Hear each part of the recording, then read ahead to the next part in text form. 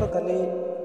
राज्य में प्रचलित होता बीएसकेवाई योजनार अंतर्गत बीएसकेवाई कार्डधारी मानक विभिन्न एम्पानल्ड हॉस्पिटल रे चिकित्सा अवहेला संपर्क किसी तथ्य गणमाध्यम प्रकाश पाई सोशल मीडिया प्रकाश पाई अनेक उद्वेग सृष्टि होती संपर्क में आम सरकार तरफ आपण माध्यम सूचई देवा चाहूँ समस्त बीएसकेवाई कार्डधारी परिवार मानक ये बीएसकेवाई राज्य सरकार प्रचलित योजना जहाँ वर्तमान चालू रही योजन समस्त एम्पानल्ड प्राइवेट हॉस्पिटल गुड़िक रोगी चिकित्सा अब्याहत रही कौन से डाक्तरखाना जदि बीएसकेवाई रजिस्ट्रीभुक्त डाक्तरखाना कौन सी रोगी को ट्रीटमेंट करिबारे अवहेला करें नहीं बा रोगी को डिस्चार्ज करें नहीं प्रीमैच्योरली डिस्चार्ज करें नहीं चिकित्सा अवधि पूर्व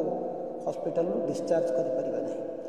बीएसकेवाई योजना वर्तमान प्रचलित रही जे पर्यंत नूतन सरकार ए संपर्क में कौन निष्पत्ति न नहीं कार्यक्रम जारी तेणु मु जनसाधारण को आउ थे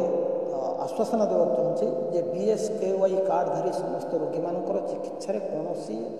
हॉस्पिटल असुविधा सृष्टि करेंगे नहीं जदि कौन हॉस्पिटल सहयोग करती नहीं बा असुविधा सृष्टि करती ताहले स्वास्थ्य विभाग हेल्पलाइन रे जोगाजोग करंतु एवं राज्य सरकार संपृक्त हॉस्पिटल कर्तृपक्ष को ए संपर्क में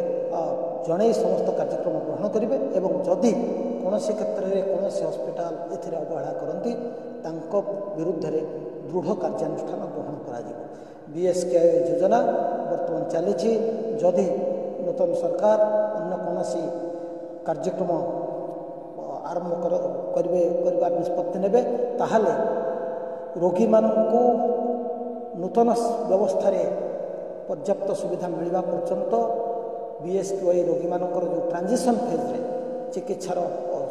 सुविधा दिज्व तेणु जनसाधारण मन में कौन प्रकार आशंका होगा कथा नुहे जे बीएसकेवाई योजना कौन अल्टरनेटिव योजना स्वास्थ्य योजना नहवा पूर्व बीएसकेवाई योजना को बंद कर दि जाऊँगी पुणी थे जनसाधारण अनुरोध जदि कौन असुविधा देखती बीएसकेवाई कार्ड को कौन डाक्तरखाना मानती ना अमान्य करती रोगी चिकित्सा अवहेला करती ताहले स्वास्थ्य विभाग हेल्पलाइन रे जनइबा समस्त अनुरोध।